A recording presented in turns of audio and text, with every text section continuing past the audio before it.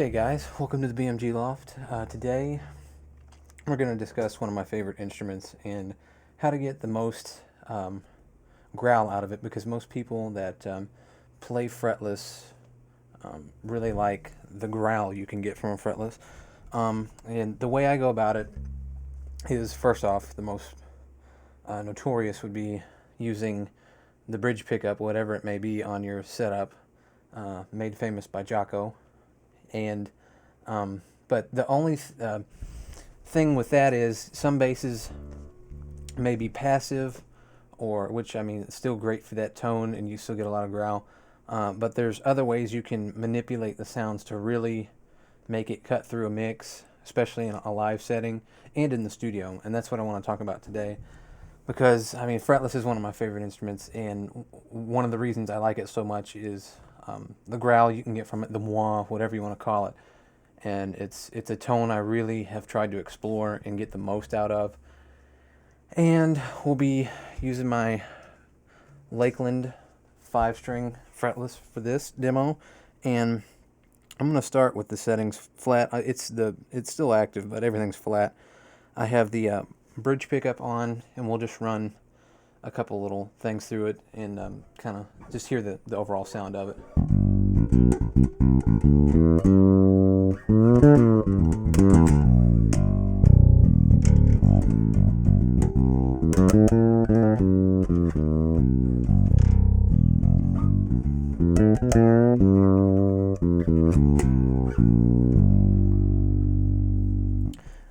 So as you can see, flat, it still sounds good.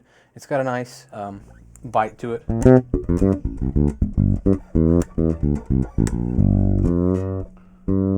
So, you know, that tone right out of the hole is great. A few things you can do without manipulating any, if you say you just have a passive bass. One of the first things you can do, I think, that will help get you more bite and growl is if you use a fairly bright round wound string. I don't use stainless because it's a little too brash for me, but if you can find a good bright nickel, that right out of the hole will get you a more punchy growl out of your instrument. And another thing is, get the action as low as you can, because the lower it is, the more you get that buzz, you're going to get more of that growl. Because if the strings are up higher, it's going to, you know, I can't really mimic it here, but it's going to sound more like a fretted note, because that string can't vibrate as close to the fretboard. So the lower you can get the action, you start hearing that growl like that right there.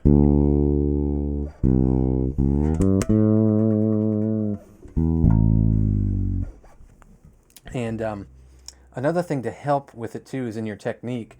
The more you can kind of just do some subtle vibrato stuff. Don't go up and down this way with the string. You're just going to screw up your fingerboard, and not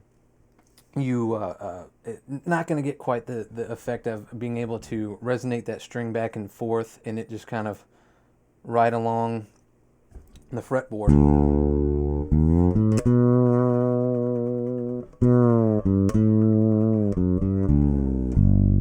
And just little legato slides like that too will get more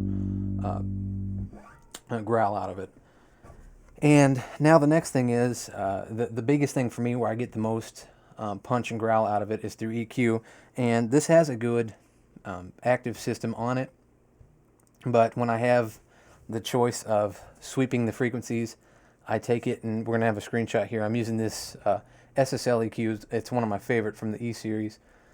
And I've basically sweeped through the lower mids and the upper mids, and you'll notice what I'm doing here is right around between 600 and 700 is where I found the most growl out of this. And if I go to the band above, I go to the octave of that frequency and boost it a little bit as well.